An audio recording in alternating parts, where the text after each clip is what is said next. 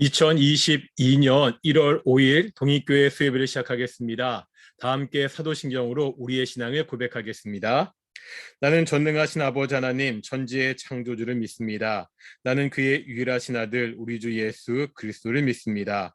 그는 성령으로 잉태되어 동정녀 마리에게서 나시고 본디오 빌라도에게 고난을 받아 십자가에 못 박혀 죽으시고 장사된 지 사흘 만에 죽은 자 가운데서 다시 살아나셨으며 하늘에 오르시어 전능하신 아버지 하나님 우편에 앉아 계시다가 거기로부터 살아있는 자와 죽은 자를 심판하러 오십니다.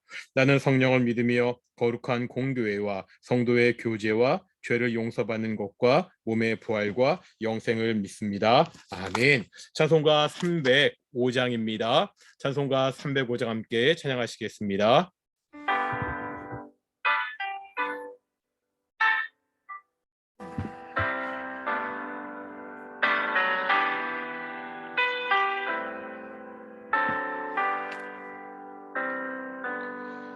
나 같은 죄인 살리신 주 은혜 놀라워 잃었던 생명 찾았고 광명을 얻었네. 큰 죄악에서 거치신 주 은혜 고마워. 나 처음 믿은 그 시간 귀하고 귀하다. 이제껏 내가 산 것도 주님의 은혜라. 또 나를 장차 본향에 인도해 주시리.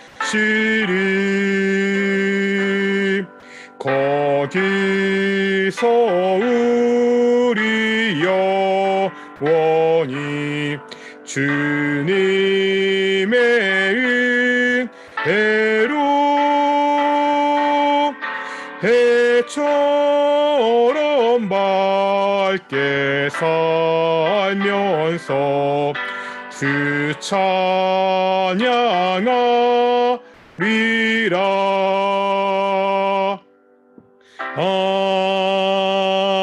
아멘. 기도하겠습니다. 사랑과 은혜가 충만하신 아버지 하나님 감사드립니다. 2022년이 시작되었습니다. 2021년도도 우리를 신실하게 인도하심을 정말로 감사드립니다. 2022년도도 우리를 신실하게 인도하실 것을 알기에 정말로 감사드립니다. 아버지 하나님, 2022년도 우리를 신실하게 인도하실 하나님을 의지하며 하나님을 따라 살아가는 귀한 성도들이 될 수 있도록 인도해 주시옵소서. 2022년 동인의 가정들마다 하나님의 복이 함께하기 원합니다. 하나님이 가정의 문제에 개입하시고 하나님이 주인 되셔서 그 가정들을 지켜 주시옵소서. 우리 동인교회 날마다 구원받는 자들이 더하게 하시고 특별히 젊은 세들이 더욱더 많이 나와 예배하는 교회가 될 수 있도록 인도해 주시옵소서. 감사하며 이 모든 말씀 예수님의 이름으로 기도드렸습니다. 아멘. 샬롬. 이제 2022년 우리 첫 번째 수요 예배입니다. 예배 시간에 광고 드린 대로 한 3주나 4주 정도 이렇게 해서요 온라인으로 함께 공부하는 걸 마치고 아마 2월 둘째 주부터는 다시 우리 본당에 예배당에 모여서 함께 수요 예배를 수요 예배를 드리게 될 것입니다. 1년 동안 저도 굉장히 어색한데 이렇게 공부하느라고 너무 수고하셨고요. 우리 본당에 모여서 공부할 때도 많은 분들 참여하셔서 함께 말씀을 배웠으면 좋겠습니다. 우리가 계속해서 구약의 역사를 배우고 있는데 지금 쭉 역사 중에서 잔존왕국, 남왕국 시대 역사를 배우고 있잖아요. 우리가 지난주에 그 중에서 요시야 왕에 대해서 배웠습니다. 그 전무후무한 왕이라고 했었죠. 요시야 전에도 요시야 후에도 이런 왕이 없었다고 이야기했습니다. 그러니까 요시야가 유대 말기 암흑 시대에 정말 별과 같이 빛났던 그런 왕이었습니다. 이제 요시야 다음에 4명의 왕이 나오거든요. 이 4명의 왕이 지나고 마지막 시드기야 때 이 남유다가 바벨론에 의해서 멸망하게 됩니다. 그런데 이 요시야 이후에 나오는 좀 4명의 왕은 좀 한꺼번에 좀 볼 필요가 있습니다. 그 첫 번째가 여호 아하스고요. 두 번째가 여호 야 김입니다. 원래 엘리야 김이었는데 이름 바뀌거든요. 그 다음에 세 번째가 여호 야 긴. 이거 긴이고요. 죄송합니다. 글씨 못 써도 아직까지 안 고쳐지네요. 고쳐지지 않습니다. 여호와 긴이고요. 네 번째가 시드기야. 이렇게 4명의 왕이 있게 되는데 여기 좀 재미난 게 있습니다. 이게 사실요, 그동안 그 남유다의 역사를 보면 그 다윗의 자손들이 왕이 올랐잖아요. 맞습니다. 이 4명의 왕 다 다윗의 자손이 그 왕에 오른 거거든요. 그리고 당연히 왕이 죽으면 그 아들이 왕위를 잇게 되잖아요. 요시아가 죽은 다음에 요시아의 아들 요아스가 왕이 되었습니다. 요아스 다음에 왕이 누구라고요? 여호야 김인데 이 왕은요 요아스의 아들이 아닙니다. 요시아의 아들입니다. 좀 특이하죠. 요시아의 아들이고요. 그러니까 지금 요아스도 요시아의 아들이고요. 요야김도 요시아의 아들입니다. 다음에 요야기는 요야김의 아들이 맞거든요. 그런데 이 마지막 이 시드기야는 또 요시아의 아들입니다.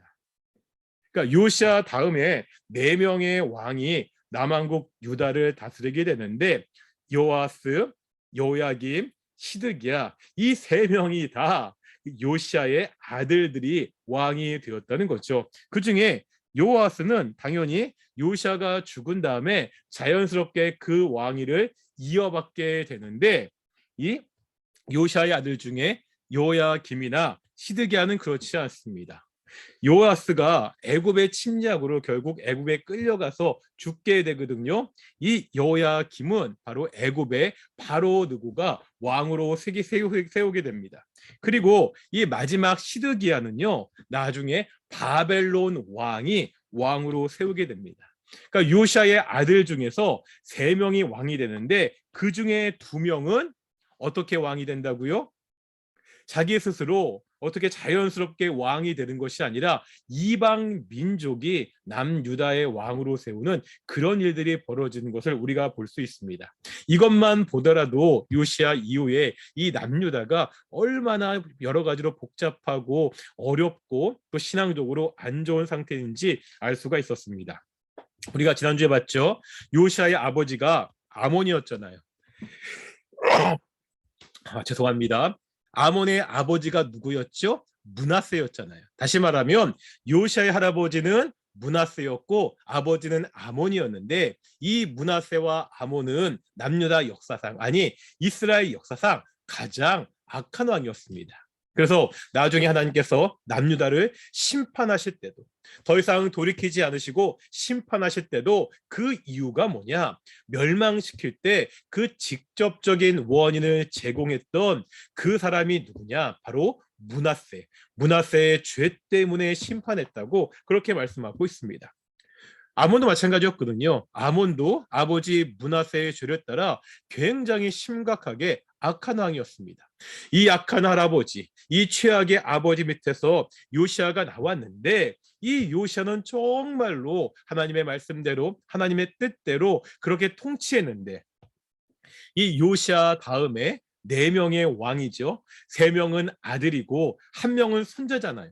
그러면 이 사람들은 어떻게 나라를 다스렸냐? 한번 23장 32절 보실까요?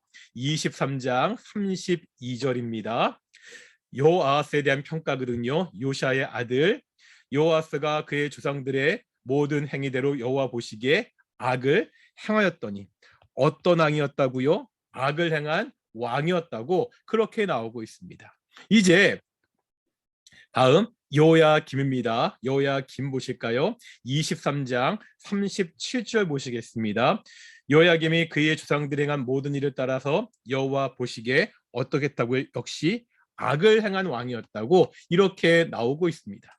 예, 그 다음 여호야긴입니다. 여호야긴에 대한 평가는 24장 9절에 나옵니다. 24장 9절 볼까요? 여호야긴이 그의 아버지의 모든 행위를 따라서 여호와 보시기에 악을 행하였더라.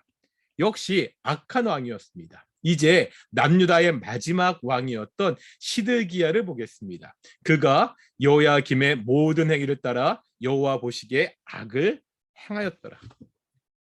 지금 여호아스나 여호야김이나 여호야긴이나 시드기야나 모두 악한 왕이었다고 그렇게 평가하고 있습니다. 그런데 이 악한 왕이었다고 평가하면서 이 여호야긴은요, 한번 다시 한번 보시겠습니까? 24장 9절에 보니까 그의 아버지의 모든 행위를 따라서, 그러니까 당연하겠죠. 이 여호야긴은요, 누구의 행위를 따라서? 아버지 여호야김의 모든 행위를 따라서 악한 왕이었습니다. 근데 여호아스나 여호야긴은 그들의 조상들과 같이 악한 왕이었다고. 왜 그렇죠? 여호아스나 여호야김의 아버지는 누구였어요? 선왕왕 요시아였잖아요. 그러니까 아버지를 따라갔으면 됩니다.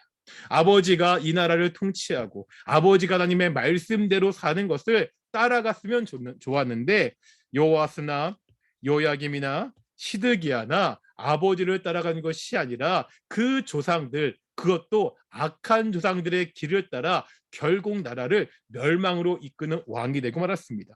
요야긴은 자기의 아버지, 역시 아버지를 따라가긴 따라갔는데 할아버지였던 요시아를 따라가지 않고 악한 아버지를 따라갔다가 역시 나라를 망하게 되는 그러한 일이 벌어지는 것을 우리가 볼 수가 있습니다. 결국 이렇게 남유다 요시아의 이후에 4명의 왕들이 결국 나라를 멸망으로 이끄는 일에 계속해서 악한 모습을 보여줬다는 것을 우리에게 보여주고 있고요. 그래서 우리 좀 더 자세히 보면 23장 31절부터 35절까지에 보면 여호아스가 어떻게 통치했는지가 우리가 잠깐 31절부터 35절까지에 나오는 것을 볼 수가 있지요. 그리고 여호아스 다음에 여호야김이 왕이 되는데, 우리 한번 아까 말씀드렸죠. 이 여호야김은 누구라고요? 요시아의 아들, 그러니까 요아스의 아들이 아니라 요시아의 아들이라고 그렇게 말씀드렸습니다. 어떻게 왕이 되는지 아까 말씀드렸는데 우리 한번 34절 볼까요? 우리 23장 34절 자세하게 볼 겁니다. 우리 여호야김이 왕이 되는데, 바로노가 요시아의 아들 엘리야김을 그의 아버지 요시아를 대신하여 왕으로 삼고 그의 이름을 고쳐 여호야김이라 하고, 그러니까 원래 여호야김의 이름은 엘리야김이었는데 애굽의 바로네로가 이 여호야김을 왕으로 삼고 이름을 여호야김이라고 바꾸고, 그 다음에 34절 계속해서 보면 여호아스는 애굽으로 잡아갔더니 그가 거기서 죽으니라. 또 다른 요시아의 아들 여호아스는 어떻게 됐다고요? 애굽으로 끌려가 결국 죽게 되는 그러한 일들이 벌어지게 됩니다. 그리고요, 역시 우리가 37절에서 아까 악한 왕이었다는 것을 봤고요. 이제 한번 24장 보실까요? 24장 우리 1절 보시겠습니다. 24장 우리 한번 1절을 보시겠습니다. 여호야김 시대에 바벨론 왕 느부갓네살이 올라오매 여호야김이 3년간 숨기다가 돌아서 그를 배반하였더니, 지금 어떤 일이 벌어지는 거죠? 여호야김 시대에 어떤 일이 있었다고요? 바벨론의 왕 느부갓네살이 올라오매, 이제 본격적으로 바벨론이 이 남유다를 침략하기 시작하는 일이 이 여호야김 시대에 벌어집니다. 그런데 그 이유가 뭐죠? 여호야김이 3년간 섬기다가 돌아서 그를 배반하였더니, 그러니까 여호야김이 왕이 된 후에 3년 동안은 이 바벨론을 잘 섬긴 거예요. 그러니까 친바벨론 정책을 폈죠. 왜냐하면 당시에 바벨론이 떠오르는 강대국이었거든요. 그래서 쭉 살펴보다가 지금은 바벨론에 붙어야겠다 해서 바벨론을 섬기다가 3년을 잘 섬기는데 쭉 주위 상황을 보니까 여전히 애굽이 좀 더 좋아 보인 거예요. 지금 바벨론에 붙는 것보다 애굽에 붙는 것이 더 좋아 보인 거예요. 그러자 바로 바벨론을 배반하고 친 애굽 정책을 펴게 됩니다. 그것을 보고 바벨론의 왕 느부갓네살이 어떻게 했다는 거예요? 지금 이 예루살렘 남유다의 여야김을 침략했다고 말씀하고 있습니다. 사실요, 항상 말씀드리지만 왕들이 외교를 잘하는 것이 잘못된 것이 아닙니다. 외교를 잘해야 됩니다. 어떤 나라가 강한지, 어떤 나라가 약한지, 어떤 나라와 좋은 관계를 맺어야 되는지를 잘 알아야 되는데, 문제는 뭐예요? 그 외교 관계보다 성경은 더 중요한 게 있다고 말씀한다고 여러 번 말씀드렸죠. 이스라엘 왕은요, 그냥 세상의 왕이 아니잖아요. 하나님의 백성들을 통치하는 왕이잖아요. 그렇다면 하나님의 백성들을 통치하는 왕은 외교보다 더 누구를 의지해야 됩니까? 하나님을 의지해야 됩니다. 하지만 여호야김은 하나님을 의지하는 선한 왕이 아니라 악한 왕이었습니다. 하나님을 의지하지 않고 바벨론이 좀 강해 보이면 바벨론에 붙었다가 애굽이 좋아 보이면 애굽에 붙었다가 계속 그렇게 해서 결국은 계속해서 외국의 침략을 받는, 도리어 그 자신이 잘한다고 생각했던 그 외교 정책 때문에 다른 나라에 침입을 받는 그런 일이 벌어집니다. 그런데 우리 24장 3절 보실까요? 24장 3절입니다. 이 일이 유다의 임함은 곧 여호와의 말씀대로 그들을 자기 앞에서 물리치고자 하심이니, 그러니까 이런 일들이, 왜곡이 침략하고 이런 모든 일들이 벌어지는 것은 외교적인 문제가 아니었습니다. 또한 이 여호야김이 하나님을 의지하지 않은 그 죄 때문에 맞거든요. 하지만 그것보다 근본적인 문제가 있었다는 거죠. 곧 여호와의 말씀대로 그들을 자기 앞에서 물리치고자 하심이라. 그러니까 하나님이 이미 말씀하셨어요. 너희가 내 말에 순종하지 않고 너희가 내 말에 따라 나를 통치하지 않았기 때문에 너희를 심판할 것이다. 이미 말씀하셨거든요. 그 말씀이 성취되고 있다는 거죠. 그러면서 24장 3절 마지막에 보면 이는 므낫세에 지은 모든 죄 때문이며, 누구의 죄 때문이라고요? 므낫세의 죄 때문이라고 그렇게 말씀하고 있습니다. 결국 므낫세의 죄가 이렇게 심각하게 계속해서 내려와서 하나님이 남유다를 심판하는 지경에 이르는 그러한 사람이 되고 말았다는 거죠. 그래서 이제 이렇게 해서 요야김이 죽고 이제 19대 요야긴이 왕이 되는데요. 우리 한번 8절 보실까요? 24장 8절에 보니까 요야긴이 왕이 될 때 나이가 18세라 예루살렘에서 석 달간 다스리니라. 18세에 왕이 됐는데 몇 달간 다스렸다고요? 3개월 동안. 그러니까 지금 이 요야긴은 요야김의 아들이 많습니다. 그런데 왕이 된 지 3개월 만에 이제 다시 퇴위되게 되는데, 어떻게 퇴위가 되게 되죠? 9절에 보니까 역시 악했다고 이야기하고, 이제 10절 보겠습니다. 이제 10절에 보니까 그때 바벨론 왕 느부갓네살의 신복들이 예루살렘에 올라와서 그 성을 애워싸니, 이때 어떻게 되는 거죠? 바벨론이 침입을 해서 성을 에워싸게 됩니다. 11절에 보면 바벨론의 왕 느부갓네살도 바로 여기에 침입했다는 것을 그렇게 보여주고 있습니다. 이 침입으로 어떤 일들이 벌어지느냐? 우리 13절 보겠습니다.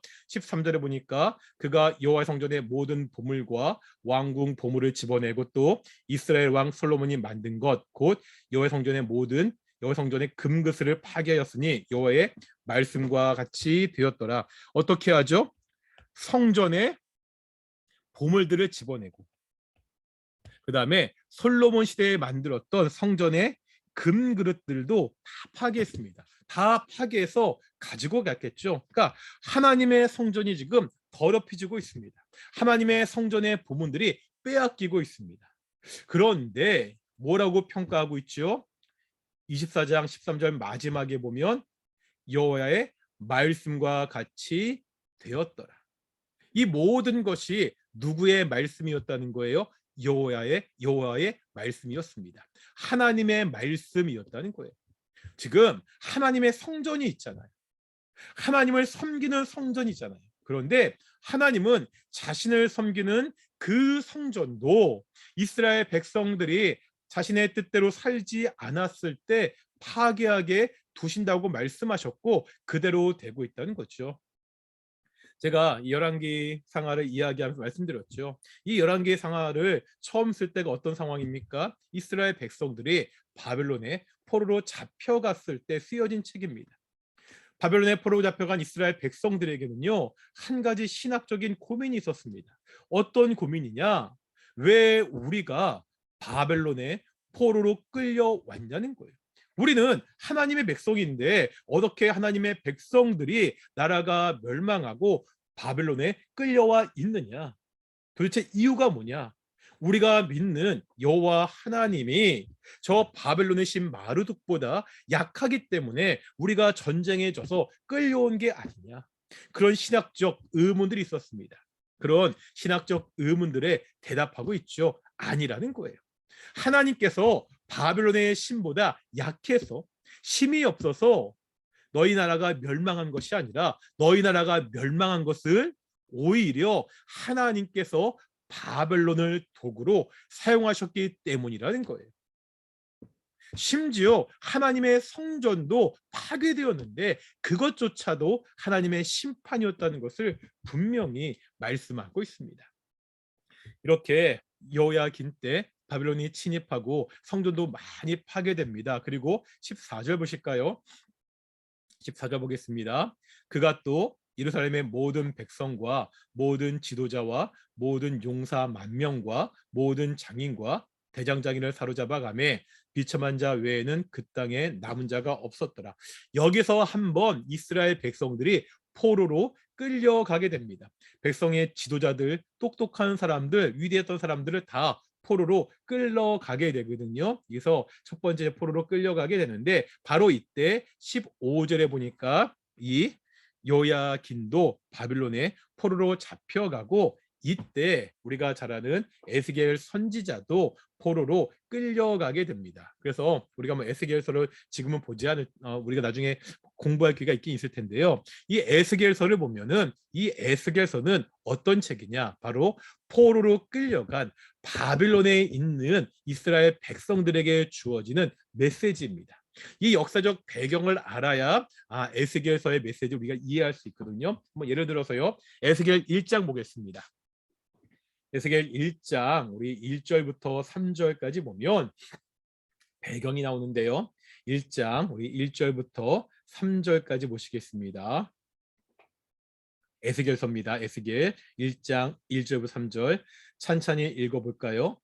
바벨론으로 끌려온 지 5년째 바벨론으로 그 메시지인데요. 1절 읽어보겠습니다. 서른째 넷째 달 초다스에 내가 그발 강가 사로잡힌 자 중에 있을 때 하늘이 열리며 하나님 모습이 내게 보이니 이제 그 에스겔이 환상을 보게 되는데 보겠습니다. 2절입니다. 요야긴 왕이 사로잡힌 지 5년 그달 초닷새라.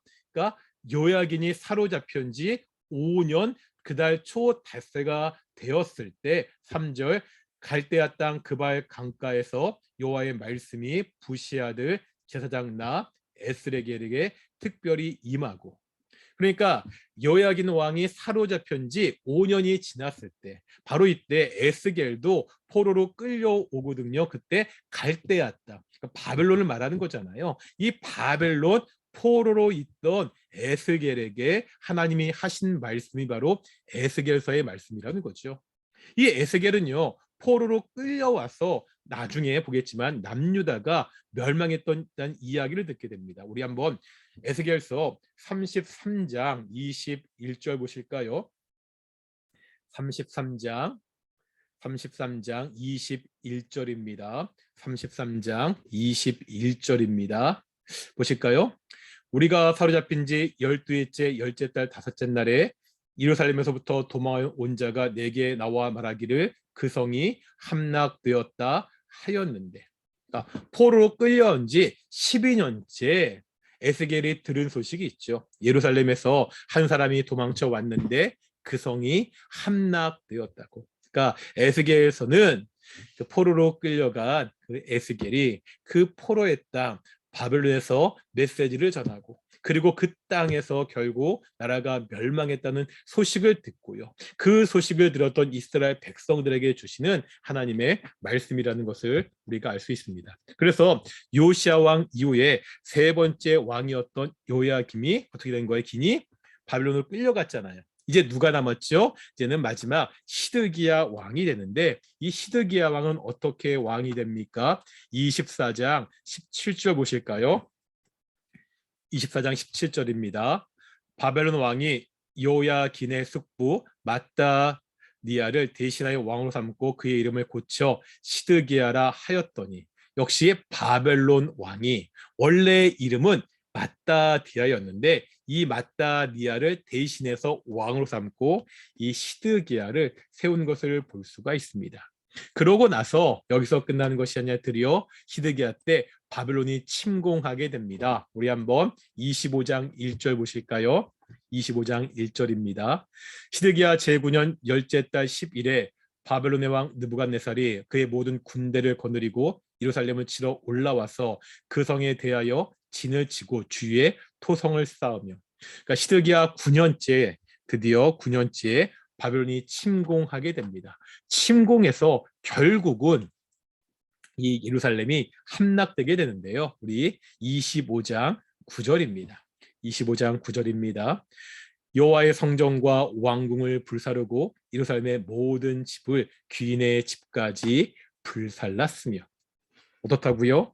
왕궁뿐만 아니라 어디도요? 여호와의 성전도, 왕이 머물던 그 왕궁뿐만 아니라 이스라엘 백성들이 하나님께 제사 드리던 그 성전마저 다 불타버렸다고 말씀하고 있습니다. 우리가 이 시대를 다룬 여러 가지 선지서들의 이야기를 읽어보면요, 이 시대에 거짓 선지자들은 외쳤잖아요. 우리는 멸망하지 않을 것이다. 우리는 멸망하지 않을 것이다. 왜? 우리에게는 하나님의 성전이 있지 않느냐. 하나님의 성전이 예루살렘에 있는 한 우리는 결코 하나님이 지켜주시기 때문에 멸망하지 않을 것이다. 그렇게 외쳤습니다. 이 반면에 하나님의 선지자들은 계속 외쳤죠. 아니다, 아니다. 너희가 멸망할 것이다. 너희가 하나님께 돌아오지 않으면 멸망할 것이다. 결국 왕들이, 이스라엘 백성들이 정말 하나님의 말씀을 전하는 이 선지자들의 말을 듣지 않고 이 거짓 선지자들의 말을 듣고 끝까지 하나님께 반역하다가 드디어 이스라엘 왕국이 사울 때에 세워지고요, 다윗에 의하여서 그 왕조가 새롭게 되었던 이 이스라엘 왕조가 완전히 멸망하게 되는 것을 우리가 보게 됩니다. 왜 남유다가 멸망했습니까?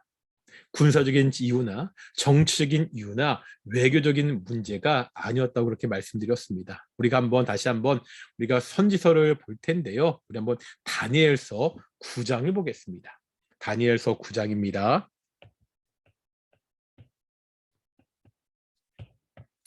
다니엘서 9장, 다니엘 역시 포로로 끌려갔었잖아요. 이 포로로 끌려갔을 때 그 다니엘이 어떻게 기도하는지가 다니엘서 9장에 나오거든요. 그때는 다리오 왕이 통치하던 때입니다. 우리 9장 5절부터 한번 우리 7절까지 한번 찬찬히 보겠습니까? 9장 5절부터 7절까지 보시겠습니다.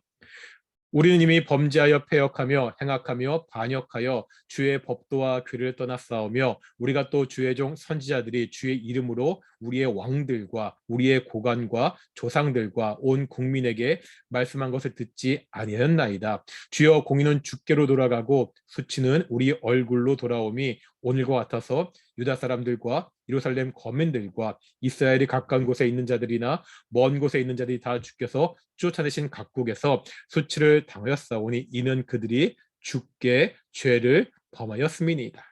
7절에 보면 예루살렘 거민들과 이스라엘 사람들이 주께서 쫓아내신 다 각국에서 수치를 당했다고 말하고 있죠. 남유다가 망하고 그 백성들이요 애굽으로 도망을 치거나 바벨론에 끌려가서 수치를 당했습니다. 지금 다니엘은요 이 수치의 원인이 어디에 있다고 이야기합니까?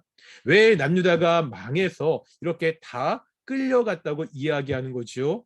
군사력의 문제나 정치력의 문제를 말하지 않습니다. 다시 한번 5절 볼까요? 5절에 보면 비슷한 단어가 반복해서 나오고 있죠. 어떤 단어죠? 범죄, 배역, 행악, 반역이라는 단어가 나오고 있습니다. 이스라엘 백성들이 범죄했습니다. 패역했습니다. 행악했습니다. 반역했습니다. 누구에게요? 하나님에게요. 주의 규례와 법도를 떠났습니다. 하나님께서 그들을 돌이키려고 선지자들 끊임없이 보냈지만 결국 선지자들의 말을 듣지 않았습니다. 그러다가 결국 북이스라엘 같이 하나님의 심판을 받아 멸망하게 된 것을 그렇게 오늘 본문은 다니엘서는 우리에게 보여주고 있습니다. 하나님의 나라 백성들이 하나님의 뜻대로 살지 않았을 때 결국 멸망한 것을 보여주고 있죠. 나라가 멸망하고요. 많은 사람들이 포로로 끌려갔을 때 여기에 반항하는 사람들이 나옵니다. 22절 이하에 보면 유다에 남아있던 사람들 중에서요. 그 총독을 죽이고 뭔가 의롭게 행동을 했다고 생각하는 사람들이 있었는데 그때 하나님의 뜻은요. 그 땅에서 반역을 일으켜서 새로운 왕국을 세우는 것이 아니었습니다. 하나님의 심판을 받아들이고 하나님의 회복의 날을 기다렸어야 되거든요. 이 사람들은요. 자기 나름대로 뭔가 해보려는 사람들은 총독을 죽이는 때까지는 성공을 했지만 결국 애굽으로 도망치는 그런 일들이 벌어지게 됩니다. 이렇게 해서 열왕기하는 마지막 남유다가 멸망하는 것으로 성전이 끝나는 것으로 참 가슴 아프게 가슴 아픈 모습을 보여주는데 그렇다면 이 절망의 모습으로만 끝나느냐? 사실 성전이 불타고 왕국이 무너졌으면은요 그걸로 왕조의 역사가 끝나는 거잖아요. 그런데 열왕기하 마지막에 보면은요 후일담처럼 한 사람의 이야기를 소개하고 있습니다. 그게 아까 바벨론의 포로로 끌려갔던 유다의 왕 여호야긴에 관한 이야기입니다. 한번 보겠습니다. 25장 27절 보실까요? 25장 27절입니다. 유다의 왕 여호야긴이 사로잡혀간 지 37년 곧 바벨론의 왕 에월부르닥이 즉위한 원년 12월 그달 27일에 유다의 왕 여호야긴을 옥에서 내놓고 그 머리를 들게 하고 무슨 말이죠? 여호야긴이 잡혀갔는데 몇 년 만에요? 37년 만에 옥에서 이제 나오게 됩니다. 그래서 그 머리를 들게 했다고 이제 그를 회복시켰다고 이야기하는데 28절을 보니까 그에게 좋게 말하고 그의 주의를 바빌론에 그와 함께 있는 모든 왕의 주의보다 높이고 그러니까 지금 멸망한 나라의 왕이잖아요. 그런데 포로로 끌려왔던 왕인데 그 왕을 주위를요 바빌론에 있던 다른 모든 왕보다 더 주위를 높게 하고요. 29절에 보니까 그 죄수의 의복을 벗게 하고 그의 일평생에 항상 왕이 앞에서 양식을 먹게 하고 30절입니다. 그가 쓸 것은 날마다 왕에게서 받은 양이 있어서 종신토록 끊이지 아니하였더라. 죄수의 의복을 벗게 하고 일평생 왕 앞에서 함께 음식을 먹고 풍성하게 거해서 일평생 풍요로운 삶을 살고 마무리했다고 그렇게 나오는 것을 볼 수가 있습니다. 앞에 성전이 불타고 왕궁이 불타고 백성들이 포로로 끌려가는 이 비참한 모습과 이 바벨론에 있던 여호야긴의 회복되는 모습이 굉장히 대비해서 보여준다는 거죠. 이것은 무엇을 보여줍니까? 하나님께서 여전히 바벨론 땅 가운데서도 자신의 백성들을 지켜주시고 보호하신다는 것을 보여주고요. 결국 그렇게 그 포로로 끌려간 그 이방 땅에서도 함께 하셨던 그 하나님께서 다시 자신의 백성들을 회복시켜 주실 것이라는 그 희망의 메시지를 마지막으로 보여주면서 열왕기하가 끝나는 것을 우리가 보게 됩니다. 그리고 이제 우리가 다음 주에는 뭘 배우는 거예요? 그렇게 포로로 끌려갔던 이스라엘 백성들이 어떻게 다시 고국으로 들어와서 회복하게 되는지 그래서 회복시대 이스라엘 백성들이 회복하는 그 모습을 함께 살펴보도록 하겠습니다. 우리가 참 오랫동안 이스라엘 왕국의 이야기를 봤습니다. 이스라엘 왕국의 이야기는 왕의 이야기나 왕들이 얼마나 정치를 잘했느냐, 정치를 못했느냐, 그다음에 이 백성들이 어떻게 살았느냐, 여기에 중점을 두는 이야기가 아니라 그 왕들이 어떻게 하나님의 뜻대로 통치를 했느냐, 그렇게 했을 때 하나님이 그들에게 복을 주셨다는 것을 우리에게 보여줬고요. 이스라엘 왕들이 하나님의 뜻대로 통치하지 못했을 때 결국 하나님의 심판을 받았다는 것을 반복해서 우리에게 보여주는 것이 이스라엘 왕들의 이야기였습니다. 제가 한번 그런 말씀드린 적 있죠. 우리가 역사를 왜 공부해야 됩니까? Shared memory, shared identity. shared memory, 기억을 shared, 공유하는 것이 shared identity, 우리의 정체성을 공유하는 것이라고. 우리가 이스라엘 왕국의 이 역사, 그 기억을 통해서 우리가 지금도 이 땅을 살아가면서 우리가 하나님의 뜻에 순종하며 살아야 되는 그 신앙인의 정체성을 다시 한번 확인하고 회복하는 그런 귀한 시간 되기를 소망합니다. 기도하겠습니다. 거룩하고 존귀하신 아버지 하나님 감사드립니다. 오늘도 하나님 말씀을 보게 하심을 감사드립니다. 하나님의 백성 남유다가 하나님의 뜻대로 살지 않았을 때 결국 멸망당하고 말았습니다. 하나님의 백성들이 하나님의 뜻대로 살지 않았을 때 하나님의 성전도 불타버린 것을 우리가 확인했습니다. 아버지 하나님, 우리가 이 땅을 살아가면서 오직 하나님의 뜻대로 살게 하시고 오직 하나님이 원하시는 삶을 살 수 있도록 인도해 주시옵소서. 세상을 의지하지 않고 하나님을 의지하며 살아가는 귀한 성도들이 될 수 있도록 인도해 주시옵소서. 감사하며 이 모든 말씀 예수님의 이름으로 기도드렸습니다. 아멘. 주기도문 하시겠습니다. 하늘에 계신 우리 아버지, 아버지 이름을 거룩하게 하시며 아버지의 나라가 오게 하시며 아버지의 뜻이 하늘에서 같이 땅에서도 이루어지게 하소서. 오늘 우리에게 이루어질 양식을 주시고 우리가 우리에게 잘못한 사람을 용서하여 준 것 같이 우리 죄를 용서하여 주시고 우리를 시험에 빠지지 않게 하시고 악에서 구하소서. 나라와 권능과 영광이 영원히 아버지의 것입니다. 아멘. 예, 감사합니다. 이것으로 오늘 공부 마치겠고요. 이제 다음 주에 우리가 다시 한번 살펴보도록 하겠습니다. 샬롬.